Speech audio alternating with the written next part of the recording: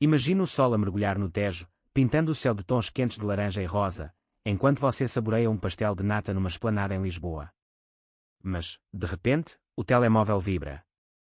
Uma mensagem simples, fria como o vento do Atlântico: estamos a dispensá-lo, veterano. Cartão bloqueado. Arrume-se sozinho. Não é apenas uma demissão. É uma facada nas costas, vinda de quem você confiava como família. Foi assim que tudo começou para Ana Oliveira, a mulher que construiu um império logístico com as próprias mãos, apenas para vê-lo usado contra si. Ana estava em Faro, no Algarve, numa conferência anual de fornecedores. O ar salgado do mar misturava-se com o aroma de figos maduros, e ela sentia-se no topo do mundo. Há anos que gerenciava a cadeia de abastecimento da Portlog, uma empresa de logística sediada no Porto, responsável por transportar mercadorias de norte a sul do país. Ela não era apenas uma funcionária, era a arquiteta do sistema. Cada cláusula nos contratos com fornecedores, cada protocolo de acesso aos portais digitais, tudo passava pelas suas mãos experientes. Aos 52 anos, Ana carregava o peso de uma vida dedicada ao trabalho, sacrificando fins de semana e feriados para garantir que os caminhões saíssem a horas, que as encomendas chegassem intactas. Mas naquele momento, com o telemóvel na mão, o mundo parou. A mensagem veio de Rui Mendes, o jovem e ambicioso diretor que havia subido na hierarquia pisando em quem estava no caminho. Veterano, chamou-lhe, como se ela fosse uma relíquia do passado, uma daquelas antigas máquinas de fax num escritório moderno. Ana sentiu o estômago revirar-se, não de medo, mas de uma raiva surda, como uma onda que se forma devagar no oceano antes de rebentar na costa. Ela havia negociado aqueles contratos em 2016, inspirados na rigorosa legislação laboral portuguesa, com cláusulas de proteção que ninguém se dignava a ler. Cláusula 8b. Em caso de acesso não autorizado ou tentativa de reatribuição de controlo administrativo sem resolução notarial do Conselho, os sistemas do fornecedor revertem para o protocolo do titular da licença. Em português simples, mexe no contrato a meio do ciclo, e o sistema apaga-se. Ela não respondeu de imediato. Em vez disso, levantou-se da mesa do restaurante, pagou a conta sem terminar o vinho do Douro, e caminhou pela promenada à beira-mar. O som das gaivotas misturava-se com o pulsar do seu coração. De volta ao hotel, ligou o portátil e acedeu ao portal seguro. Os logs mostravam uma tentativa de override vinda da sede no Porto. Alguém, provavelmente Rui, havia tentado copiar as suas credenciais. Ana ativou os protocolos de bloqueio, enterrados no anexo que ela própria redigira. Não era vingança impulsiva, era sobrevivência. Anos de lealdade, de noites sem dormir a resolver crises, e agora isto. Uma demissão por SMS, sem explicações, sem respeito. A dor instalou-se no peito dela, como uma saudade profunda, daquelas que os portugueses conhecem bem, uma mistura de perda e revolta quieta. Na manhã seguinte, duas mensagens aguardavam-na. Uma do fornecedor principal: bom dia. Recebemos um pedido de reroto do vosso equipa no Porto. Processamos. A outra, enviada horas antes: a confirmação da demissão. Ana fitou o ecrã, sentindo o insulto como um soco no ego. Rui nem usara o nome dela. Tratara-a como uma peça descartável, ignorando que ela era o elo que mantinha tudo unido. Ele, com os seus fatos modernos e ideias de pivotar para verticais, achava que podia simplificar o que Ana construíra com suor e precisão. Mas ele não sabia, os contratos estavam atados à sua empresa pessoal, Oliveira Logística, uma LLC que ela fundara para proteger os direitos de licença, conforme a lei portuguesa permitia. Com um clique calmo, Ana ativou o override.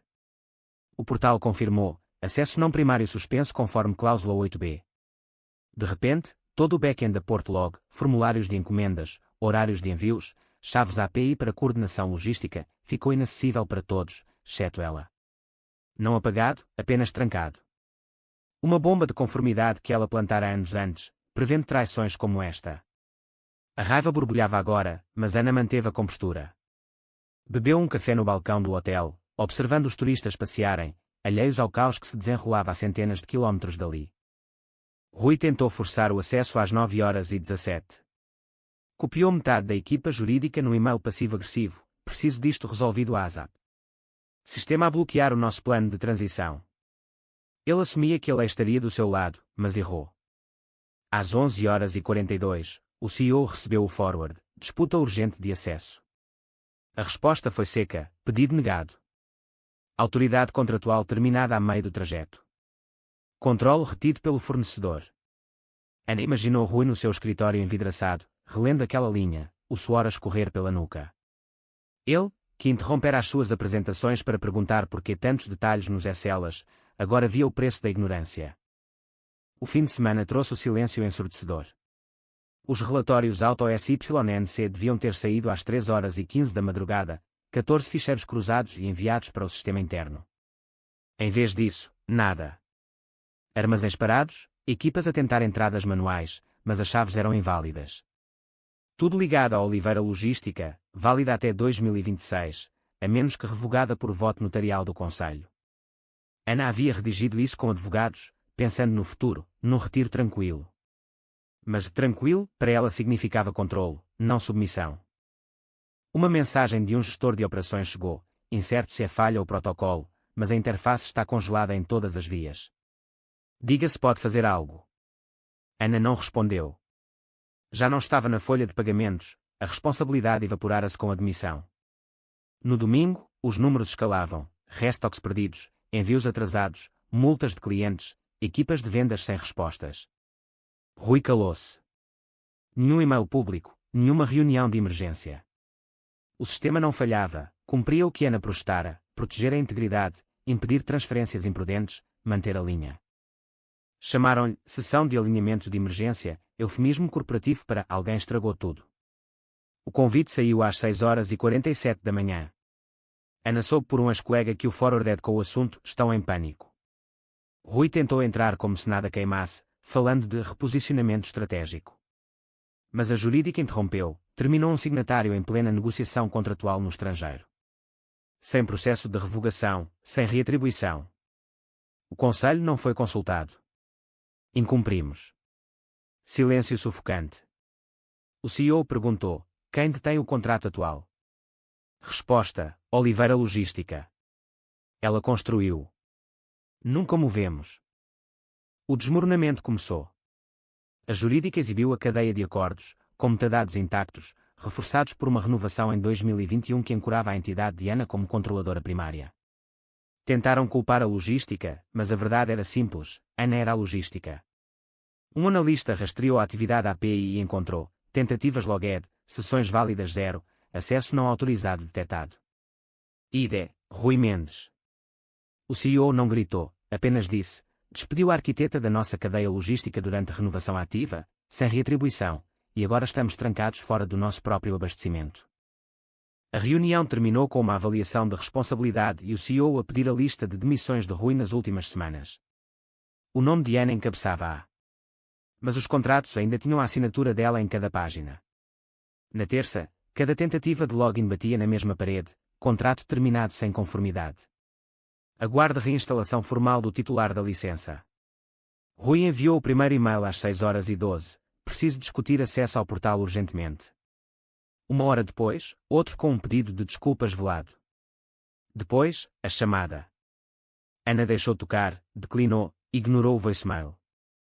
A jurídica enviou uma carta formal, pedindo reunião para realinhamento contratual. Mas eles sabiam, cláusula 18 e o FELSAF. Remoção do oficial contratual sem protocolo acionava a suspensão. Nenhum roteamento de cadeia, nenhuma previsão de volume, apenas um embargo digital embrulhado em precisão legal. Um leak de Slack chegou, perdemos cerca de 2 euro em atrasos desde sexta. Blackouts afetam 3 zonas de distribuição. Rui diz que resolve, mas isto não foi transição, foi purga, e agora sangramos. Outra mensagem, ninguém percebeu que ela detinha a infraestrutura. Não. Pensavam nela como uma mulher de meia-idade que organizava caterings e carregadores extra. Quando viram que não havia atalhos, a jurídica abriu o arquivo real, o que Ana mantivera por 8 anos, com trilhas de auditoria, logos de assinaturas, diagramas originais. Lá estava, Renovação 2021, criada por a Oliveira. Cláusula 11A no onboarding de 2015, custódia única de procurement a menos que reatribuída por voto do Conselho. E no fluxo de terminação, um quadrado vermelho, stop. Tentando remover signatário sem contrassinatura. Se sim, incumprimento. Rui saltara tudo, e agora a jurídica tinha cópias impressas. Rui desapareceu dos memos. Diziam que o moveram para um papel, virado para o Conselho, código para longe de estragos. A chamada do CEO veio ao meio-dia de quinta. Ana deixou tocar, ouviu o voicemail. Gostaríamos de rever os termos da sua saída. Reavaliação interna. Valorizamos o seu input como consultora estratégica. Compensação flexível. Ela não ligou de volta. Em vez disso, e-mail ao CEO, CC jurídica, o contrato mantém-se. Meus termos são legais. Saída tratada de outra forma. Oliveira Logística permanece titular até 2026. Resposta rápida, entendido. Prepararemos termos de escrow e notificaremos a recomendada. Ana recomendar a Sofia Ramos, treinada nos protocolos. Demorou 3 semanas para recompor o sistema. Portal online só após acordos de escrow, tokens reconstruídos, auditorias trimestrais codificadas. Nada movia sem revisão. Mantiveram as estruturas de Ana, com notas de rodapé como tributos silenciosos. Sofia seguiu à risca. Ruiz iniciativa de simplificação foi arquivada sem fanfarra. Ana voltou ao Algarve, não por trabalho, mas por escolha. Sentada na areia, café na mão, viu o sol nascer. O telefone vibrou, convite para quem nota em Summit de Procurement. Ela deixou o ecrã apagar-se. O mundo não acabou porque a cortaram. Apenas pausou. E reiniciou nos termos que ela escrevera anos antes, quietamente, com visão, escondidos numa cláusula que ninguém lera. O controle não grita. Espera até que percebam quem ainda segura as chaves.